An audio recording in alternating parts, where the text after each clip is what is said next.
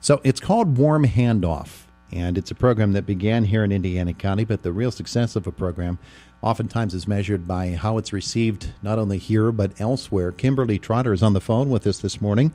The Addiction Policy Forum, we talked with them when we first learned of the accolades being given to the Addiction Policy Forum, and today there's going to be an event which celebrates it and 9 other programs having to do with the battle against addiction. Kimberly, good morning. Good morning. It's so good to be with you. And it's Kimberly Clapp. Kelsey Trotter is my trusty assistant. So we are thrilled to be here, Addiction Policy Forum in Pennsylvania, and recognizing your state's innovative, effective, and compassionate creation, the Warm Handoff. And as you said, it was born right there in your county. And one of the things we're trying to do as a nonprofit, changing responses to addiction and trying to help end this opioid crisis, is recognizing wonderful programs that are making a difference on the ground. And this is an example of one that is. I want to talk about some of those others as well, but I want to start, of course, with the Warm Handoff. What is impressive about the way that it has made itself a part of the solution to addiction? A couple things are very impressive about it. First, you may have heard in the general public, and we hear it from first responders, people get tired of continuously hearing about someone overdoses and then they're revived, with Narcan or naloxone, and then they overdose and they're revived. And people are, frustrated by this cycle. They're worried about their loved ones. Those on the front lines in the ambulances feel like, they revive someone, take them to the ER, and then they're right back out on the street again because addiction is so powerful. And so what's important about a Warm Handoff is it's not just treat them and street them. It is actually, we are going to help you find treatment now. Your life has been saved, and let's help you get into treatment. And this program in particular has had incredible success rate with the people that they have reached. I believe in your county alone, they've created this addiction recovery mobile outreach team. So literally in Armstrong, Indiana, and Clarion counties, case managers, certified recovery specialists are going right there to where people are.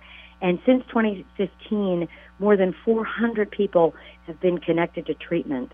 And so not only have you had great success in your county, but also the head of DDAP, the Pennsylvania Department of Drug and Alcohol Programs, they have scaled this up across the entire state because of the success there in your county. So, now it is required that single county authorities, basically county offices that oversee any local substance use disorder programs, they must develop a warm handoff plan for patients who have survived a recent overdose. One of the interesting things to me about that whole process is that it only makes common sense that if you save somebody's life, you can't just push them out the door and say, all right, now do better next time. There has to be some sort of structure in place. And frequently it is common sense solutions and finding a way to implement them that really breaks down the walls, doesn't it? It is exactly right. And when your brain has been hijacked by addiction, you're not thinking clearly. When these patients have been revived, they're not necessarily happy patients. Their high has been disturbed. They might not feel good. They want to go right back out there. And that's not the person talking. It's the drug telling the brain that they must have it. And so there needs to be an intervention. And, we have heard from first responders, police officers, firefighters on the front lines of this crisis say that having a warm handoff plan makes them feel like they're actually making a difference, rather than just arresting people and putting them in jail, rather than dropping them at the ER and hoping for the best. They know that they're part of a system now that on the back end says, okay, something good has happened here. You've skated by, and now let's get you into treatment. And one thing I wanted to add, a lot of people say, oh, well, they may not be ready for treatment. At Addiction Policy Forum, we are big fans of coerced treatment, whether it means you go before a judge and they say, and you've committed a crime and it's addiction related, and if the judge says, hey, look, if you'll get into treatment, we can drop these charges. That person may not be ready for treatment, but that may be the catalyst that gets them there. So we kind of try to banish that myth that you have to be ready for treatment. I always imagine that if I were in this situation and a police officer knocked on my door, how scared would you be that they're coming to look through your house or arrest you or get you in trouble? And instead, the man or woman in a uniform says, here's my hand. I want to get you into treatment. I think that's really powerful. It's a new role for law enforcement that in many counties like yours, they're delivering beautifully. Yeah, my goodness, to think that somebody could say it's too soon for treatment and therefore there soon becomes too late for treatment. It just runs counter to logic and to common sense. So what are some of the other programs that are being celebrated today in Harrisburg? Well, we just talked about a drug diversion in court. Luzerne County has a really good pre-arrest drug diversion program where, if you agree to go into treatment, your charges will be dropped. If you're not successful, then you will face those charges. But that is something that we're seeing across Pennsylvania. The Pennsylvania Department of Corrections has the medication-assisted treatment program, and the idea that they saw that they were releasing inmates, and then inmates were overdosing. And so instead of just letting those inmates go on their way and not caring about them because they weren't in the prison system anymore, they said, we really need to follow up. And so the Department of Corrections has done a great job following up and making sure that people are getting the medication-assisted treatment to help them recover.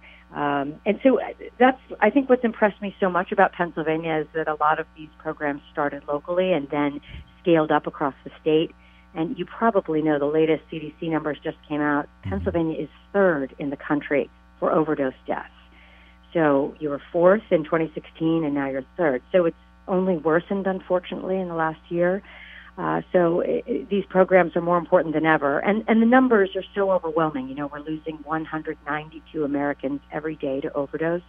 If you add alcohol, it's 400 loved ones every single day. So we really need to spotlight and highlight the people, the programs that are working, and bring some optimism and hope to this dark, difficult crisis. Because, the substances may change, but addiction has been with us for a long time.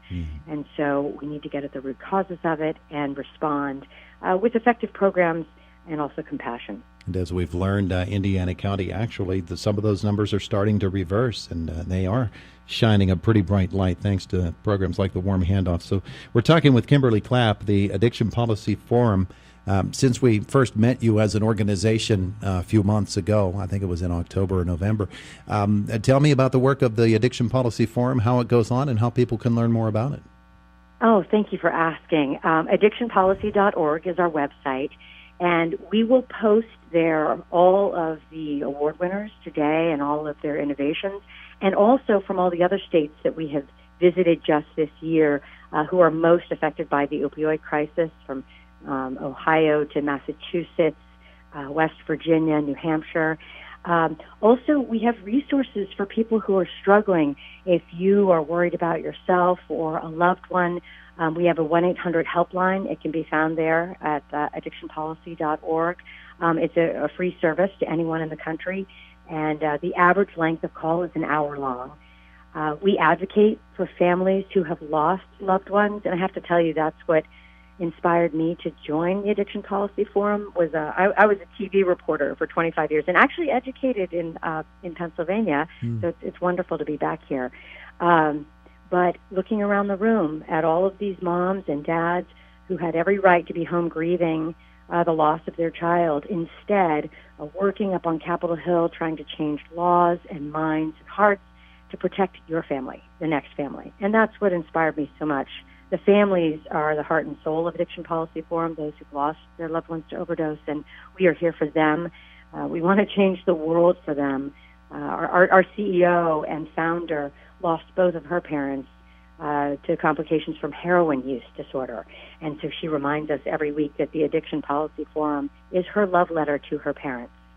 And there are a lot of parents who want to write love letters to their babies, and we want to be there to help them and to help protect the next family. So many families that feel helpless to help their loved ones battle addiction, but there is hope, and Addiction Policy Forum's one of those organizations that is helping people to not only recover but to move forward in a wonderful way. Kimberly, thanks for being with us today. Have a wonderful time at the luncheon today. Well, thank you for the warm welcome and the beautiful sunshine, and just shining a positive spotlight on the wonderful things that are happening in your county. It certainly is our pleasure. Have a great day today. Thanks. Bye-bye. There's Kimberly Clapp with us this morning from the Addiction Policy Forum here in the voice of Indiana County, WCCS, AM 1160, 101.1 FM.